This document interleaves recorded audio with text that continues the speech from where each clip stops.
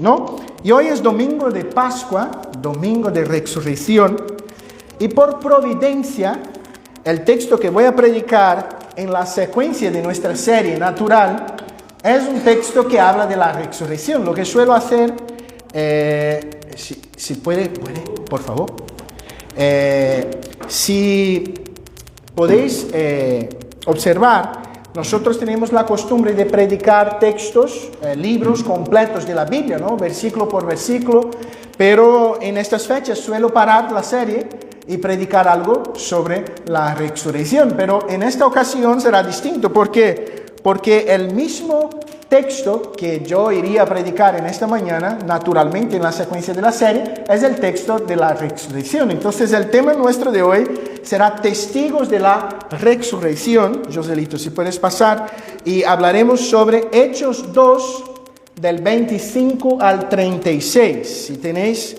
tu Biblia abierta en Hechos capítulo 2, del 25 al 36, es justo el texto, la última parte del sermón de Pedro, que estamos ahí exponiendo hace 2 domingos. Testigos de la resurrección, Hechos 2, 25 al 36. Así está escrito en la palabra del Señor. Porque David dice de él: veía el Señor siempre delante de mí, porque está a mi diestra, no seré conmovido. Por lo cual mi corazón se alegró y se gozó mi lengua, y aún mi carne descansará en esperanza, porque no dejarás mi alma en el Hades, ni permitirá que tu santo vea corrupción. Me hiciste conocer los caminos de vida, me llenarás de gozo con tu presencia. Varones hermanos, si os puedo decir libremente del patriarca David, que murió y fue sepultado, y su sepulcro no está con nosotros hasta el día de hoy. Pero siendo profeta y sabiendo con su juramento que Dios le había jurado que su descendencia en cuanto a la carne levantaría al Cristo para que se sentase en su trono, viéndolo antes, habló de la resurrección de Cristo, que su alma no fue dejada en Hades y su carne no vio corrupción. A este Jesús resucitó Dios, de lo cual todos nosotros somos testigos. Así que, exaltado por la diestra de Dios, y habiendo recibido del Padre la promesa del Espíritu Santo, ha derramado esto que vosotros veis y oís. Porque David no subió a los cielos, pero él mismo dijo el Señor a mi Señor: siéntate a mi diestra, hasta que ponga a tus enemigos por estrado de tus pies. Sepa pues ciertísimamente toda la casa de Israel, que a este Jesús, a quien vosotros crucificasteis, Dios le ha hecho Señor y Cristo. Hasta aquí la lectura de la palabra. Si tienes tu Biblia, mantenga abierta para que podamos exponer el texto. Padre, te doy gracias, Señor, por este domingo. Domingo glorioso, la razón por la cual adoramos a ti todos los domingos. Padre, nos lleva a ser testigos de tu resurrección y a contemplar en el texto de Hechos la grandeza de tu resurrección. Ayúdanos, Señor, anímanos, exhórtanos, transfórmanos. Que tú seas glorificado en todo, en nombre de Jesús. Amén. Queridos, me gustaría introducir el tema nuestro de hoy, hablando de una persona, de un personaje. La verdad, después él llegó a escribir un libro, de lo cual también tenemos un libro, que es un hombre llamado Lee Strobel. Lee Strobel era un periodista investigativo de la Tribuna de Chicago, uno de los periódicos más conocidos de esta región de Estados Unidos en la década de 70.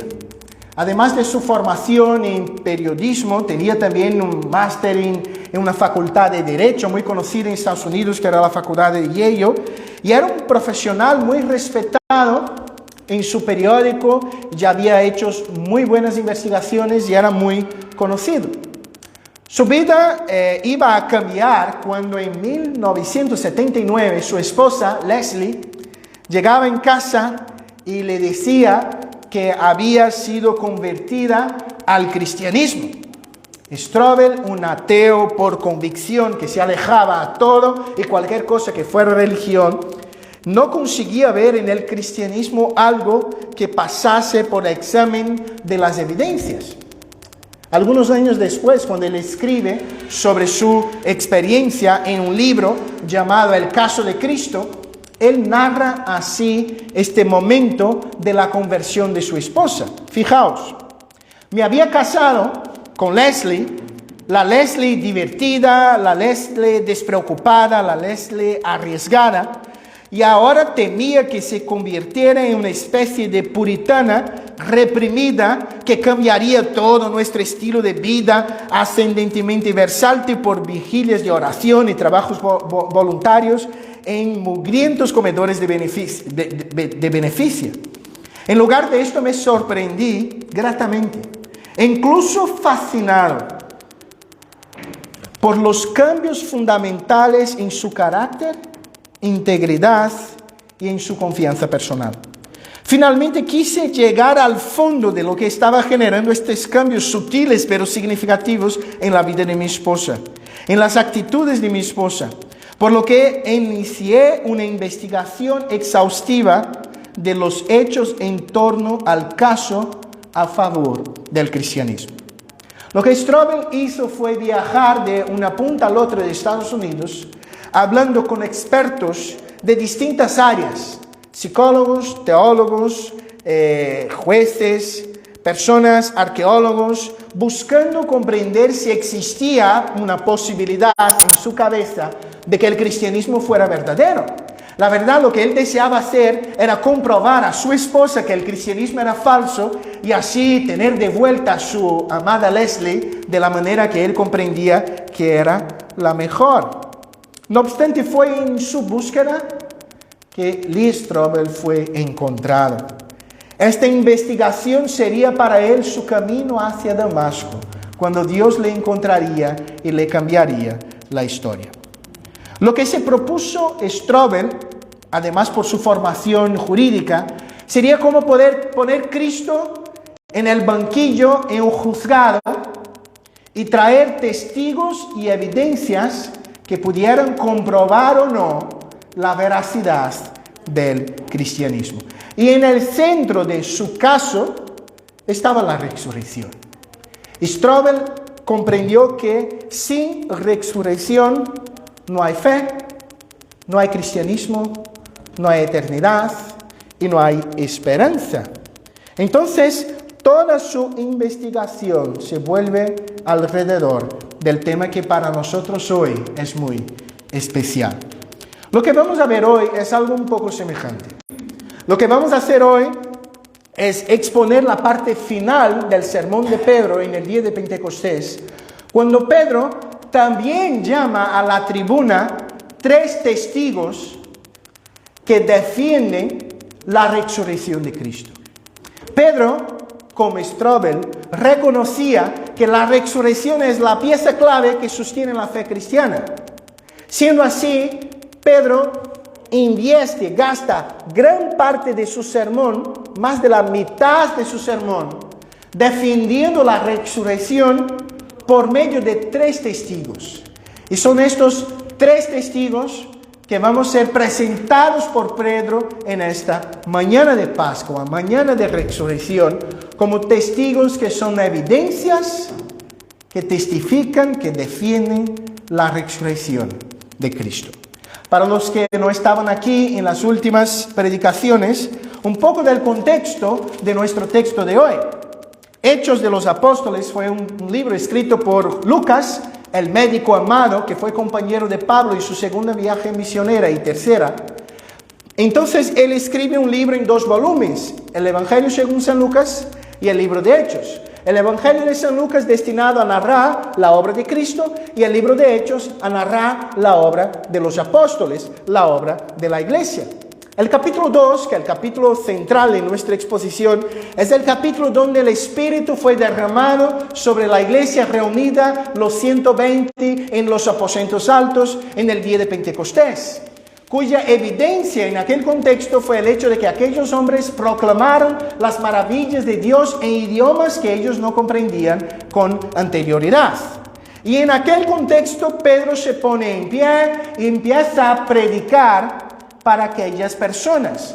Y Pedro lo hace desde el versículo 14 hasta el versículo 36.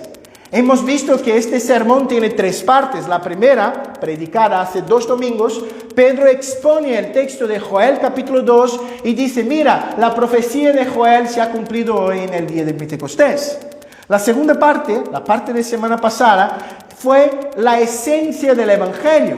O sea, Pedro habla de la muerte y sacrificio de Jesucristo en la cruz por soberanía divina al mismo tiempo que por responsabilidad humana. Y en la tercera parte, que fue introducida en el final del sermón anterior, Pedro habla de la resurrección. El verso 24, hemos leído el 25, pero solo para que podamos coger el contexto, el 24, el cual Dios levantó suelto los dolores de la muerte, por cuanto era imposible que fuese retenido por ella. El final de la exposición del Evangelio, según Pedro, es la resurrección. Y entonces, en este contexto, Pedro llama a la tribuna 3 testigos que van a defender la resurrección de Cristo. Y yo creo que es muy importante para nosotros en este domingo de Pascua traer estos testigos una vez más a nuestra memoria y ser alegrados por este hecho de la resurrección. El primer testigo es, Joselito, si puede pasar, el primer testigo es la palabra. Y la palabra en este contexto, por medio de la profecía del rey David. El verso número 25 dice así, porque David dice de él. Entonces Pedro va a presentar la tercera cita, la segunda cita del Antiguo Testamento de su sermón. Lo que tenemos ahí del verso 25 hasta el verso 28 es una cita del Salmo 16, del verso 8 al verso 10. O sea, Pedro coge el texto del Antiguo Testamento y dice, mira hermanos, la palabra es testigo de la resurrección. David, muchos siglos antes que Jesús irrumpiera del sepulcro con vida y majestad, ya había dicho que tal hecho era necesario y que iba a pasar. La parte final del sermón de Pedro entonces se destinará a enfatizar la resurrección. El salmo citado, el Salmo 16, Pedro presenta su argumentación por ser este salmo un salmo mesiánico. O sea, existen categorías distintas de salmo en el Salterio, en el Antiguo Testamento. Salmos de lamentos, salmos de acción de gracias, salmos de romaje, salmos que eran cantados mientras el pueblo adoraba a Dios en Jerusalén. Y teníamos salmos mesiánicos, el Salmo 16, el Salmo 2, el Salmo 110, que Pedro va a citar al final, que es el salmo más citado en el Nuevo Testamento, un salmo mesiánico. Y el Salmo 16 es un salmo donde David habla acerca de su Dios. Y como todo lenguaje profético y con todo lenguaje que mezcla profecía con poesía, muchas veces no es tan claro. Pero la poesía de Moisés, de David, es así: veía al Señor siempre delante de mí, porque está a mi diestra, no seré conmovido. Por lo cual mi corazón se alegró y se gozó mi lengua, y aún mi carne descansará en esperanza. David declara que tiene un relacionamiento vivo con Dios, que está siempre delante de él, y que por esto él no es conmovido. Es decir, David reconoce que está firme en Dios, porque Dios es su auxilio y protección en todos los días, al punto que aún su carne descansará, una imagen de la muerte, en seguridad y en esperanza, porque el Señor, que es el Señor de su vida, también es el Señor de su muerte. Y es justo en este contexto, aquí el verso 27, donde Pedro introduce un concepto claramente mesiánico que tiene que ver con la resurrección. El verso 27 declara: porque no dejarás mi alma en el Hades, ni permitirá que tu santo vea corrupción. Es muy interesante, si tú tienes la Reina Valera 60 o otra traducción, posiblemente será lo mismo. La palabra santo está en letra mayúscula porque el mismo traductor comprende que el texto está hablando de el santo, de Cristo, del Mesías y no de David. Y esta es la argumentación de Pedro aquí. Pedro es muy lógico. El verso 29, Pedro dice así: varones hermanos, si os podéis decir libremente del patriarca David, que murió y fue sepultado. Lo que Pedro está diciendo: mira, la expresión no dejará mi alma en el Hades no puede ser aplicada a David, porque nosotros conocemos el sepulcro de David.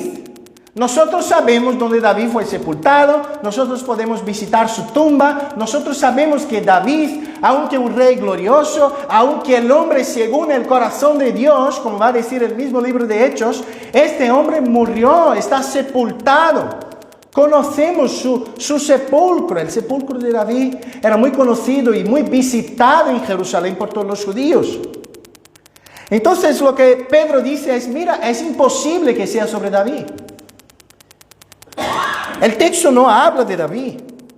El texto dice, el verso 30, pero siendo profeta y sabiendo que con juramento Dios le había jurado que su descendencia en cuanto a la carne levantaría al Cristo para que se sentase en su trono, viéndole antes, habló de la resurrección de Cristo, que su alma no fue dejada en el Hades, ni su cuerpo vio corrupción. Lo que Pedro hace aquí es decir: mira, el texto no es sobre David, es sobre Jesús. La palabra decía claramente que su alma no sería dejada en el Hades. ¿Qué significa Hades, pastor? Hades es la palabra griega, que es la traducción de una palabra hebrea muy común, que es la palabra Sheol, que significa básicamente lugar de la habitación de los muertos, o básicamente, como es el contexto aquí, sepultura, sepulcro. Lo que el texto está diciendo es que el alma del Mesías, del Cristo, no se quedaría en la muerte, que el sepulcro no sería su destino final. Además, el texto dice que su cuerpo no vería, ¿qué? Corrupción. La idea es que su cuerpo no iba a quedar podrido. Jesús murió, sí, verdaderamente sí. Pero Dios preservó su cuerpo de la deteriorización, qué palabra difícil, normal y natural que todos nosotros tenemos, ¿no? ¿Por qué se damos tanta prisa en enterrar y sepultar a una persona? Porque con 1, 2 días, 3 días ya huele mal. Porque el cuerpo se va pudriendo, pero con Cristo no. Con Cristo no. ¿Por qué? Porque Jesús venció la muerte. El primer testigo aquí de la resurrección es la misma palabra. Y yo creo que para nosotros cristianos este testigo debe ser muy, muy, muy importante.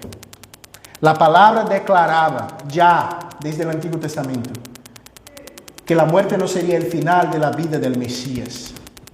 Y por esto Pedro proclama la palabra en aquel día. Pero ¿qué tiene que ver esto conmigo y contigo en esta mañana de Pascua?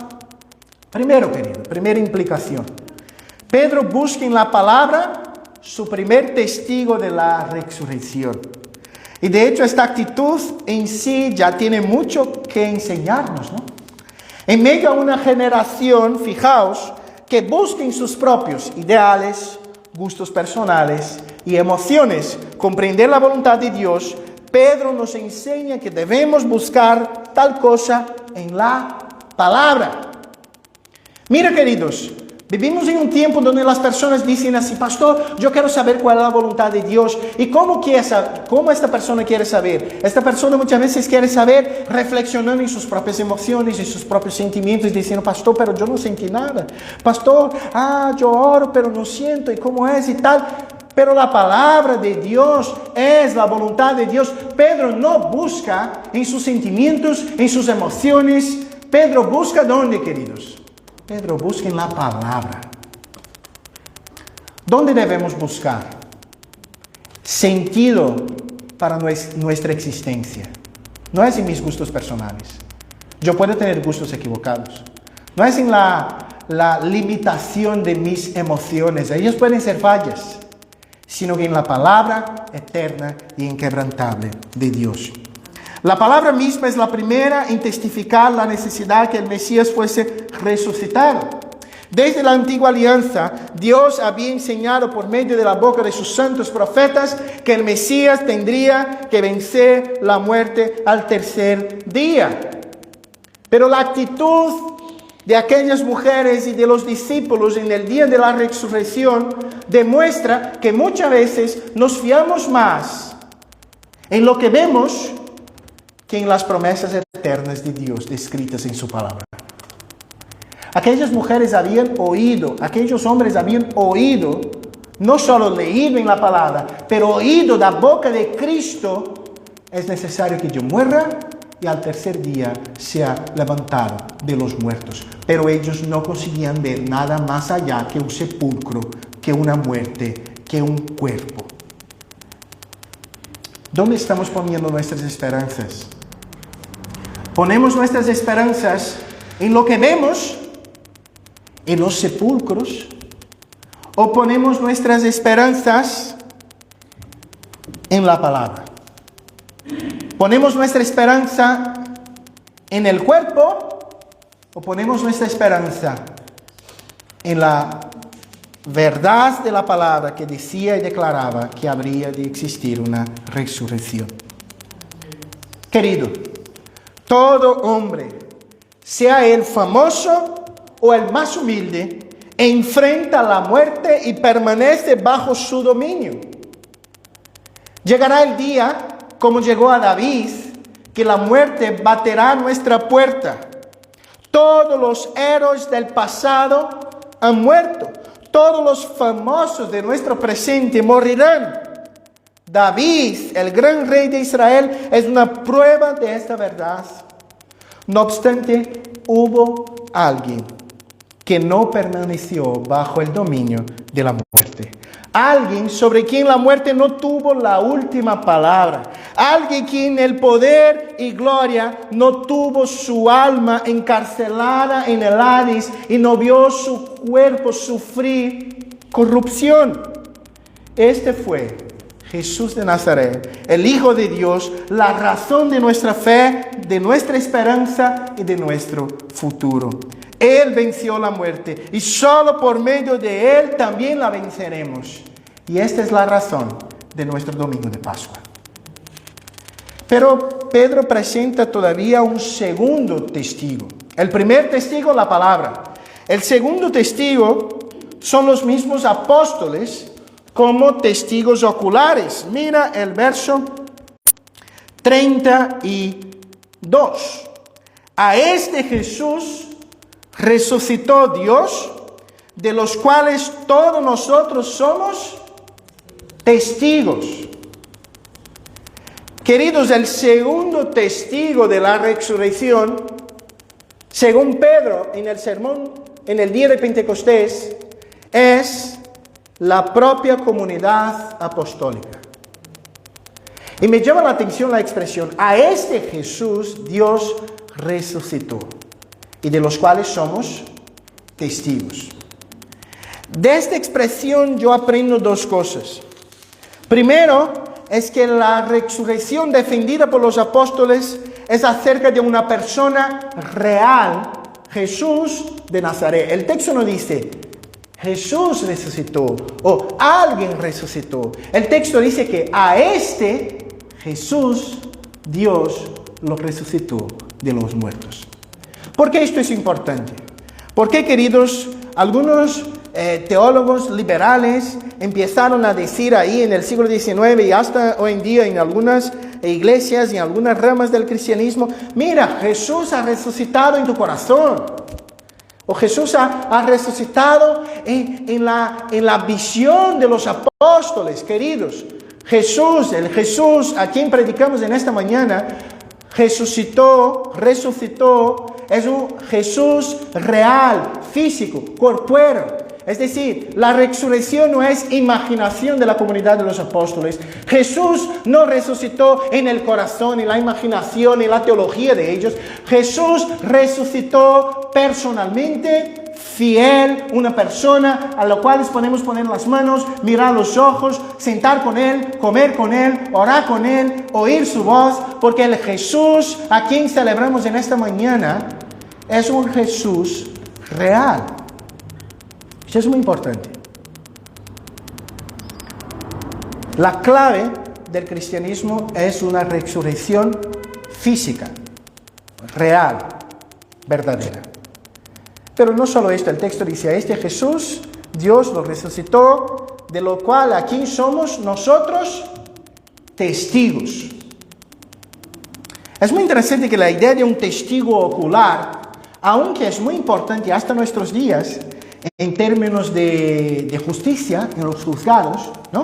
Si es un caso y tiene un testigo ocular, la persona que está siendo acusada va a tener problemas.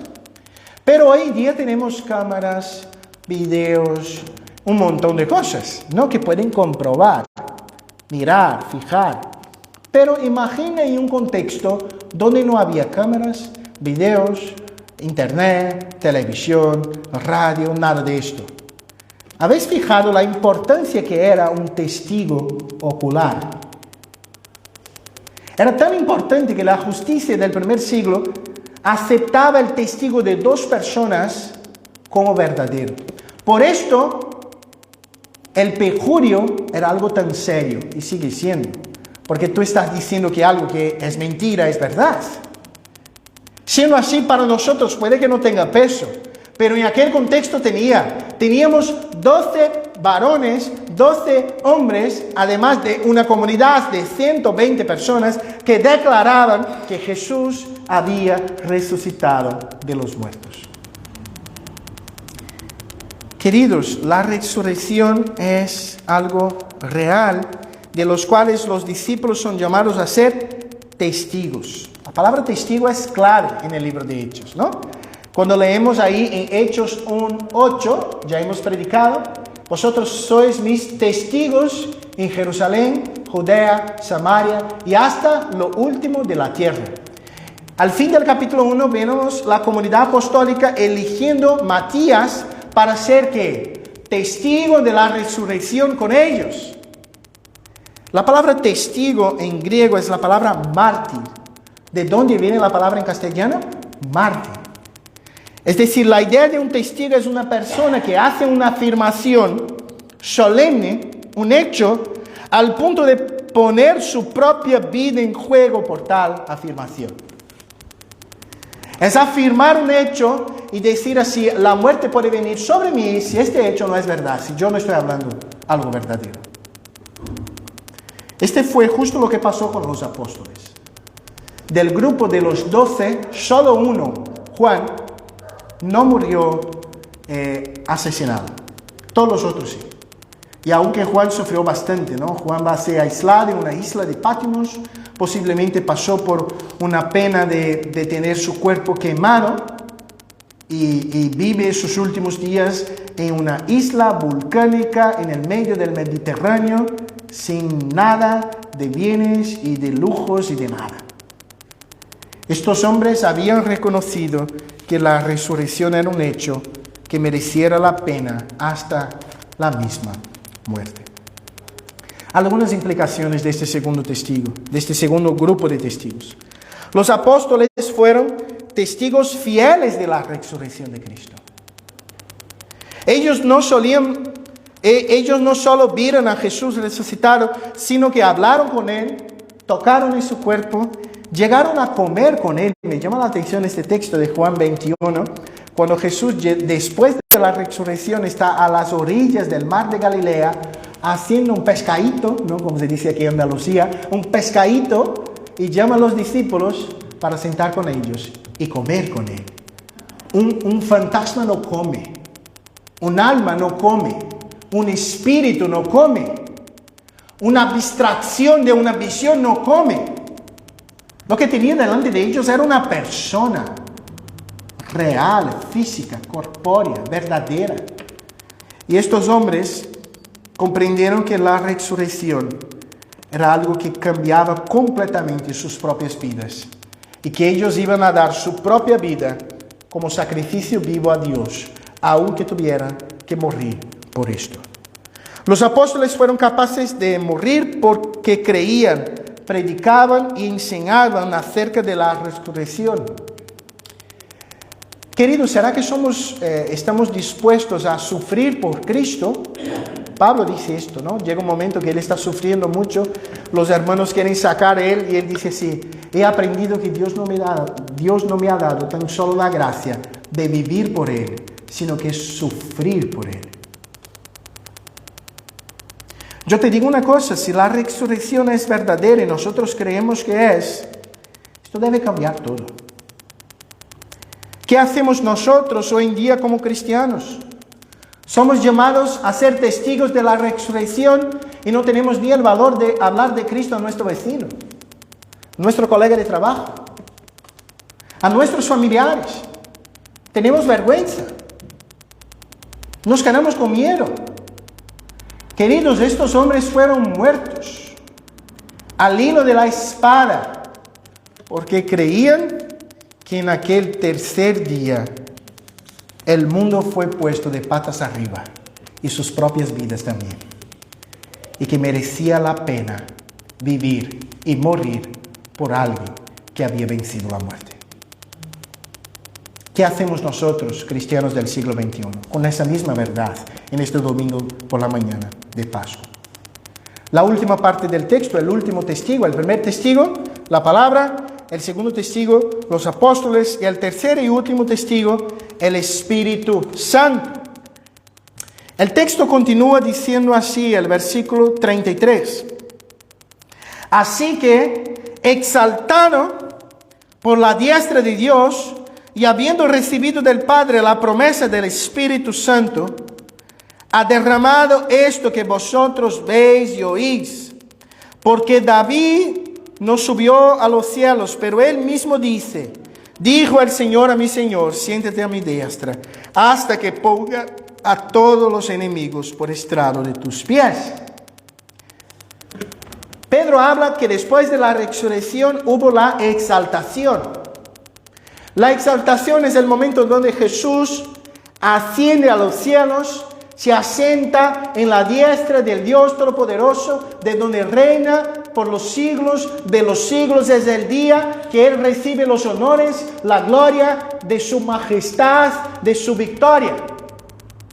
Si a ti te gusta historia, tú sabes que cuando un general o un emperador ganaba una gran batalla, él volvía a su ciudad y recibía los honores, las glorias de su pueblo, ¿no? Los emperadores romanos les gustaba mucho hacer esto. Volvían caminando por las calles de Roma recibiendo los víveres, los honores, las glorias de su pueblo. La exaltación es el día que Jesús, vencida la misma muerte, vuelve a la sala del trono como un general que venció a sus enemigos, de donde reina por los siglos de los siglos. Y entonces el texto hace una relación entre la exaltación y el derramamiento del Espíritu. Es decir, porque Jesús fue exaltado, Él como vencedor pudo con su Padre derramar sobre su pueblo el Espíritu Santo de la promesa, que el texto dice así: esto que ahora veis y oís. ¿Qué que aquellos hombres veían y oían?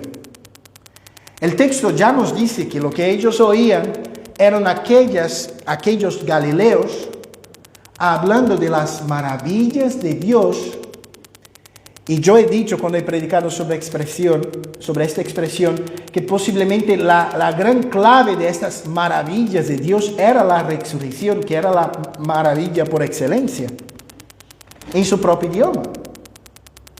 Lo que aprendemos aquí es que el tercer testigo de la resurrección es el mismo Espíritu de Dios que convence al hombre del pecado, de la justicia y del juicio, y que nos hace creer en alguien que no vemos, no ponemos nuestras manos y nos sentamos para comer el pescadito.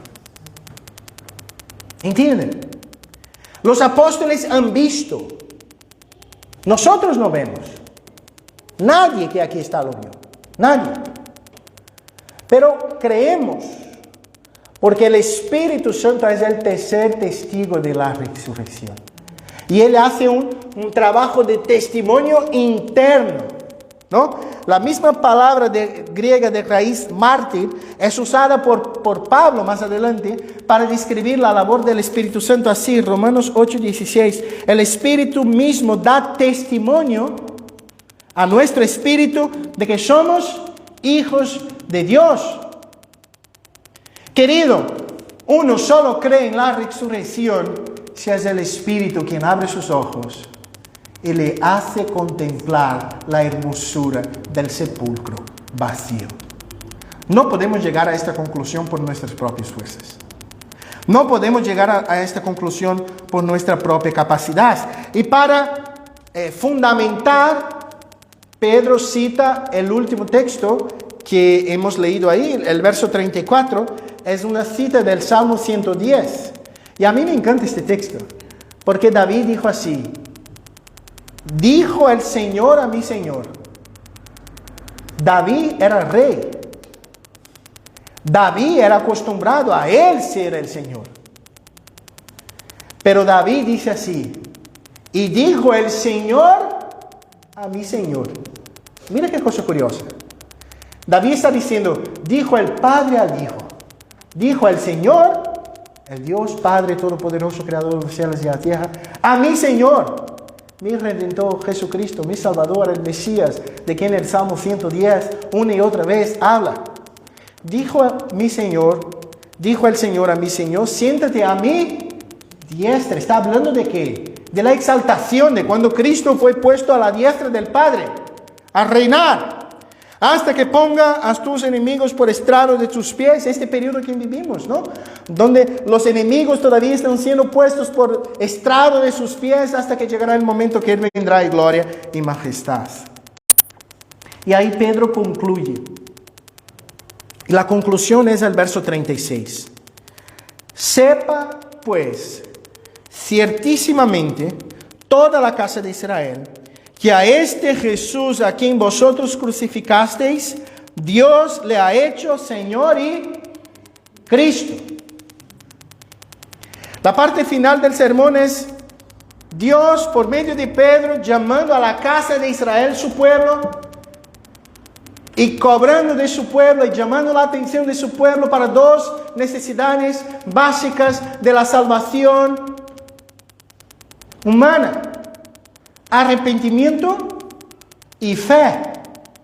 El texto dice, sepa pues que a este Jesús a quien vosotros crucificasteis. El texto está diciendo así, hay algo que vosotros necesitan arrepentimiento. Vosotros han crucificado al Hijo de Dios. Arrepentirse. Pero el arrepentimiento solo no es suficiente. Es el arrepentimiento que viene de manos dadas con la fe, porque el texto dice así: Dios le ha hecho a este que vosotros han crucificado Señor y Cristo. Arrepentimiento que no genera fe no es arrepentimiento, es culpa. Fue lo que Judas ha sentido. Ha sentido culpa, remordimiento, pero no arrepentimiento. Arrepentimiento fue lo que tuvo Pedro. Pecó feo, pecó terriblemente. Se arrepintió, pero ha tenido fe. Este que yo he traicionado, Dios le ha hecho Señor y Cristo. Este que es la razón de nuestras celebraciones dominicales. Es el Señor y el Cristo. Las últimas implicaciones, mis hermanos. El Espíritu Santo es un testigo de la resurrección. De hecho, el mismo Jesús dijo que el Espíritu vendría a convencer al mundo del pecado, de la justicia y del juicio. Eso está en Juan 17. Ah, pastor, por esto que a mí me gusta la frase, ¿no? Muchas veces decimos así, yo encontré a Cristo. No, querido, tú fuiste encontrado por Cristo. Es distinto. A mi conversión, yo fui convertido. Mi fe, no, la fe es un regalo, te fue dada. ¿Por qué? Porque quien nace con que mis ojos puedan ver es el Espíritu de Dios. Recordaos del domingo de la resurrección, tenemos María Magdalena en un jardín, en un huerto. El sepulcro ya está vacío. Jesús ya había resucitado, pero ella no consigue tener fe, ella no consigue comprender. Sin el Espíritu Santo nosotros somos como María Magdalena, antes que Jesús diga María, y el texto dice que ella se vuelve y dice Rabí. Antes que Jesús entre en la historia, todo hombre es como María Magdalena. Delante de un sepulcro vacío, no puede comprender, no puede creer, no puede tener fe. Va a continuar llorando, aunque la causa de su llanto ya haya sido resuelta. Pero el Espíritu Santo de Dios abre nuestra mirada, transforma nuestro corazón, cambia nuestra historia y nos da vida y vida eterna. Fue el mismo Espíritu Santo quien llevó a los apóstoles a ser testigos de la resurrección. La promesa de Hechos 8 es clara. Lo mismo puede ser dicho sobre nosotros. ¿Y qué estamos haciendo, queridos? Domingo de Pascua. ¿Somos testigos de la resurrección? ¿O no hablamos de nada y a nadie de la resurrección? Los dos requisitos básicos para ser un cristiano verdadero son, sin duda, el arrepentimiento y la fe. Puede que tú vengas a una iglesia por primera vez, o pueda que tú vengas a una iglesia a 40 años. Si tú no reconoces tu estado de pecaminosidad, que tú no eres capaz, que tú no mereces, que tú no puedes, que tú no eres hermoso, bello, justo, santo, para que Dios te quede. Mi hijito, no. Tú no mereces, yo no merezco. Nadie lo merece. Pero si creemos en nuestra incapacidad, pero depositamos nuestra confianza en aquel que fue hecho Señor y Cristo al vencer la muerte, ahí sí tenemos vida y vida eterna. Empezamos este sermón de Pascua hablando de un personaje, de un hombre llamado Lee Strobel, que fue un periodista de investigación en la Tribuna de Chicago, ¿no? Que en la década de 70, después de la conversión de su mujer, Leslie, intentó crear un caso contra el cristianismo y mientras investigaba acerca de la resurrección, fue convencido por el mismo Dios de la grandeza de la resurrección. Después de algunos años, él escribió un libro que lo tenemos en castellano, El caso de Cristo, muy bueno. Y si tienes pereza, también tiene la película El caso de Cristo, muy buena película, que narra la historia de este hombre. No está disponible, creo que hasta en YouTube. De gracia, podéis ver. Y él dijo así en el libro: después de una investigación personal que ocupa más de 600 días e incontables horas, mi propio veredicto en el caso de Cristo era claro. Sin embargo, sentado en mi escritorio, me di cuenta de que necesitaba algo más que una decisión intelectual. Quería dar el paso de la experiencia. Puede que tú salgas aquí de esta mañana intelectualmente comprendiendo lo que Pedro dijo. aceptando intelectualmente que Hechos 2 habla que Jesús ha resucitado. Pero si este hecho no es real para ti, no sirve de nada. La salvación no es un asentimiento intelectual, es algo que va más allá. Y Strobel reconoció esto, por esto que él escribe un poquito más adelante. En busca de la forma de realizarlo, de pasar de la teoría a práctica, tomé una Biblia y abrí en Juan 1:12, un versículo con el cual me había topado durante mi investigación, que decía así: mas a los cuantos lo recibieron, a los creen en su nombre, les dio el derecho de ser hijos de Dios.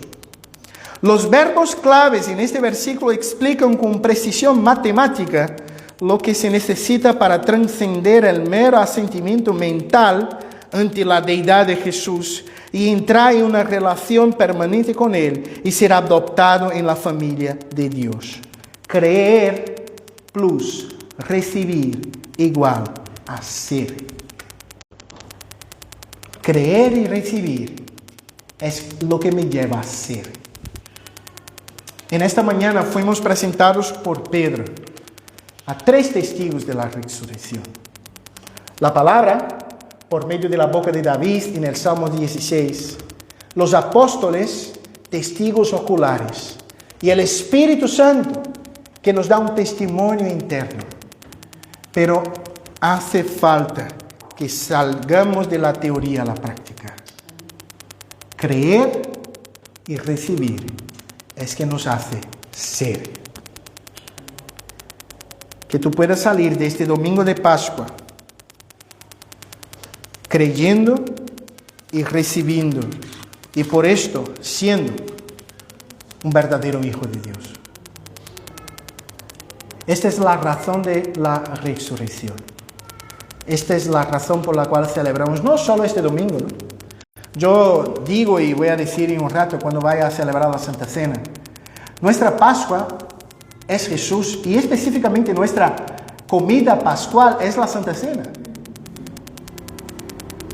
Todo domingo es domingo de Pascua. Todo domingo es domingo de Pascua.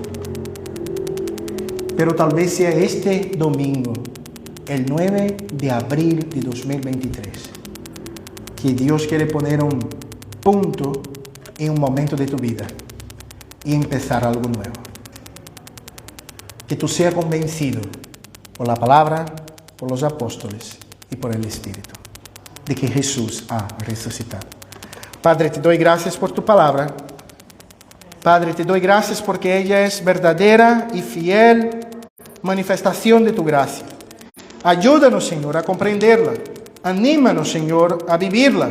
Convéncenos de todo pecado, justicia y juicio para la gloria de tu nombre, en nombre de Jesús. Amén.